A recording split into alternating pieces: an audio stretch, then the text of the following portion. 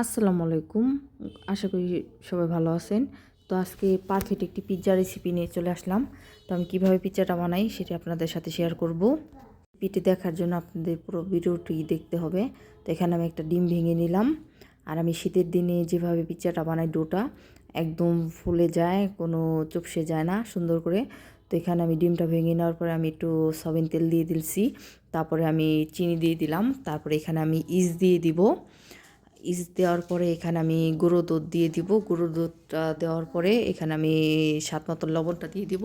দেওয়ার পরে আর আমি পানিটা কুসুম গরম করে নিছি। কুসুম গরম পানিটা এখানে আমি দিয়ে নিব পরিমাণ মতন। দেওয়ার পরে এটা আমি সুন্দর করে একটা চামচ দিয়ে মিশিয়ে নিব। একদম ডিমটা এটা সম্পূর্ণটা মিশে যাবে। সুন্দর করে মিশিয়ে নিয়ে তারপরে এখানে আমি ময়দা দিয়ে দিব পরিমাণ মতন। আমি একটা পিৎজা করব 10 ইঞ্চি মল্টে। তো আমি সে পরিমাণে আর বাসায় খাবো, তো একটু মোটা করেই বানাবো। তো এখানে দেওয়ার পরে আমি সুন্দর করে ডোটা মাখিয়ে নিছি। মাখিয়ে নেওয়ার পরে এখানে আমি কিছু তেল দিয়ে তারপরে উপরে মাখিয়ে দিব। জানি ডোটা খুব সুন্দর সফট হয়। তো এভাবে মাখিয়ে নেওয়ার পর যে পানিটা আমি গরম করছি ওই পানিটার উপরেই বসিয়ে রাখবো। শীতের দিনে এভাবে টিক্সটা ফলো করলে আপনাদের পিৎজা একদম পারফেক্টলি হবে, ডোটা সুন্দর হবে। তারপরে একটা প্লেট দিয়ে আমি ঢেকে দিব। ঢাকার পরে এখানে আমি কিছু সসেস আর মুরগির বুকের অংশটা কেটে নিয়েছি। নেওয়ার পরে এটা আমি একটু বাটার দিয়ে ভেজে নেব। বাটার দিয়ে দিছি। বাটার মিল্ট হওয়ার পরে এখানে আমি সসেসটা ভেজে নেব। এখানে আমি সসেসটা ভেজে নেব। আর আমার কাছে পিৎজাতে সসেস ভেজে খেতেই ভালো লাগে। কেন জানি এভাবে খেতে ভালো লাগে না। ভেজে দিলে কি সুন্দর একটা ফ্লেভার আসে আর খেতেও ভালো লাগে। তা আমি একটু বাটারের সাথে এটা ভেজে নেব। একটু হালকা কালার আসা পর্যন্ত। এই তো আমার ভাজা শেষ। এখন আমি তুলে নেব সসেসগুলি। সুন্দর করে সসেসগুলি তুলে নেওয়ার পরে এখানে আমি মাংসটা দিয়ে নিলাম। আর আমি মাংসটা একটু বেশি পরিমাণে দিছি বাসায় খাবো দেখে। এভাবে সুন্দর করে মাংসটা আমি হালকা একটু ভেজে নেওয়ার পরে এখানে আমি কিছু লবণ দিয়ে দিব পরিমাণ মতন লবণটা দেওয়ার পরে আমি হালকা করে ভেজে নিব। ভেজে নেওয়ার পরে এখানে আমি দিয়ে দিলাম একটু আদা রসুনের পেস্টটাও সামান্য পরিমাণে দেওয়ার পরে ভেজে নেওয়ার পরে এখানে আমি কিছু লাল মরিচের গুঁড়া দিয়ে দিব। লাল মরিচের গুঁড়াটা একটু বেশি করে দিয়ে দিব, কারণ আমার কাছে পিৎজাটা একটু ঝাল ঝাল খেতে ভালো লাগে।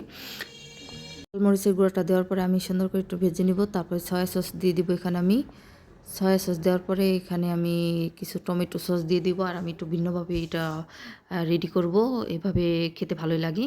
তো সসটা দেওয়ার পরে আমি সুন্দর করে ভেজে নিয়ে তারপর আমি তুলে নিব। আর এখানে আমি পিৎজার মোল্ডে সামান্য কিছু বাটার ইউজ করে নেব। বাটারের স্মেলটা আমার কাছে খুব ভালো লাগে। আর আমার ডোটা কি সুন্দর পারফেক্টলি ফুলছে এটা তো আপনারা দেখতেই পারতেছেন। তো এটা আমি এখন সুন্দর করে মলে দিয়ে দিব।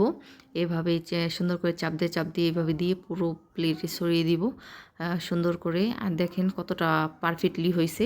এই টিক্সটা ফলো করলে আপনাদের পিৎজাও একদম পারফেক্ট হবে। তারপরে সুন্দর করে মিশিয়ে নিয়ে আমি একটু কাঁটা চামচ দিয়ে করে দিয়েছি যেন বাবলসটা বের হয়ে যায়, জানি পিৎজাটা ফুলে না যায়।